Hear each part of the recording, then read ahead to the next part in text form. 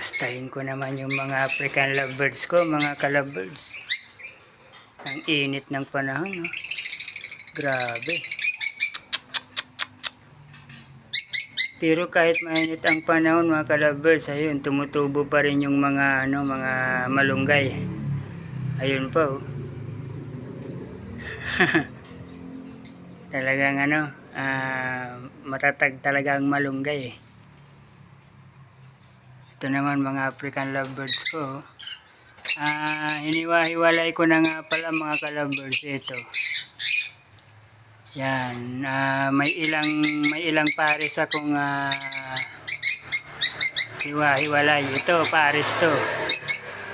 Ito, maganda to pag nagsisisiw to, kasi yung sisiw nila kagaya niya ng kulay dyan sa lalaki. Yun yung niya, sisiw. Yun, isa. Tapos yung dalawa, yun, magpartner na nga pala yun, oh.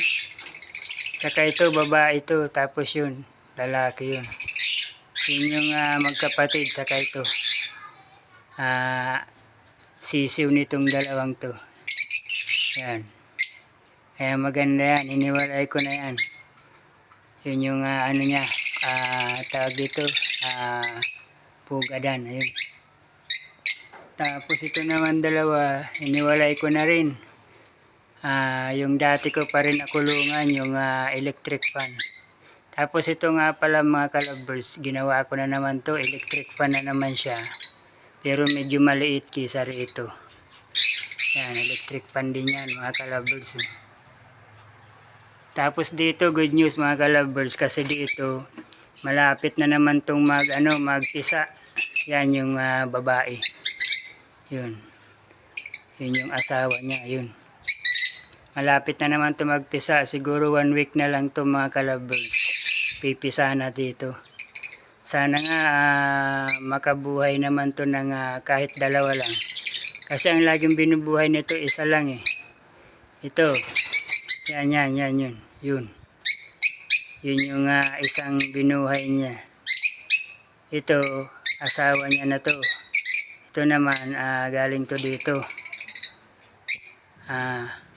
Yun, pangasawa niya. Sana ang mabuhay naman niya na kahit dalawa lang, mga kalabers, masaya na ako. Yun yung ina. Gandang-ganda talaga ko dito sa mga ganitong kulay, mga sky blue na to. Ito yung talagang maganda sa paningin ko. Ito, hindi pa naman siya masyadong nagkukulay ganyan, oh. Yan kasi matingkad yung kulay niya, yung pagka niya sky blue. Ito hindi pa masyado. Medyo maano pa siya. Ayan, oh. Ganda. Tapos dito, mga kalabirds, yan, oh. Ang ganda sa loob, eh.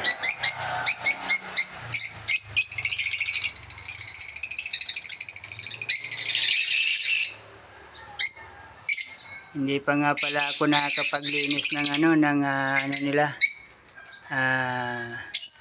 yung pupo nila, yung mga ipot.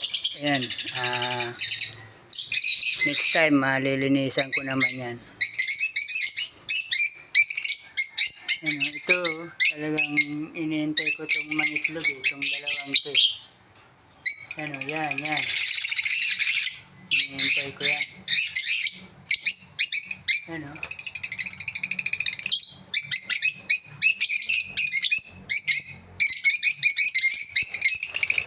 Paganda niya. Napakaganda. Ang dalawa na yan.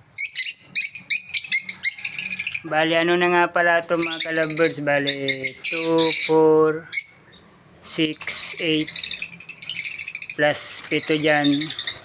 Yan sa malaking kulungan na yan. Bali, 15 na nga pala sila lahat.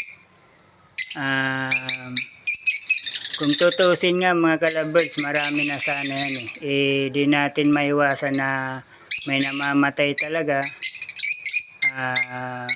Yun, hindi natin maiwasan yan mga kalabers. Kung siguro yung namatay ko mga kalabers, nasa ano na siguro 5 ata, 5 plus yung nakakawala pa sa kulungan. Siguro estimate ko mga 4 na siguro yung nakawala ko sa kulungan, plus yung mga namatay ko pa na mga malalaki na, mga ganyan na.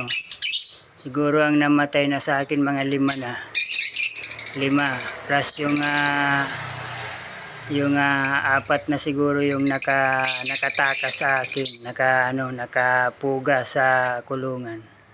Kaya kung tutusin na siyam na sana yun, nasayang. Hindi natin maiwasan yan mga kalabers. Talagang nasasayang talaga. Ganyan talaga pag-aalaga. May namamatay, may nakakawala, yun. Tuloy pa rin yung pag-aalaga natin. At least may libangan tayo, di ba? Yun, pareho yung kulay. Ito, good news. Pipisa na yan. 1 week na lang. Sana mapisa na nga 3 o kaya 2. Okay na yun. Hanggang dito na lang yung vlog ko. Maraming salamat. Next time, lilinis na ako ng maiputan nila. Kaurag Vlog on YouTube. Please subscribe po sa YouTube. Kaurag Vlog on YouTube. Paki-follow na rin po si Cesar Madrona sa Facebook. Bye.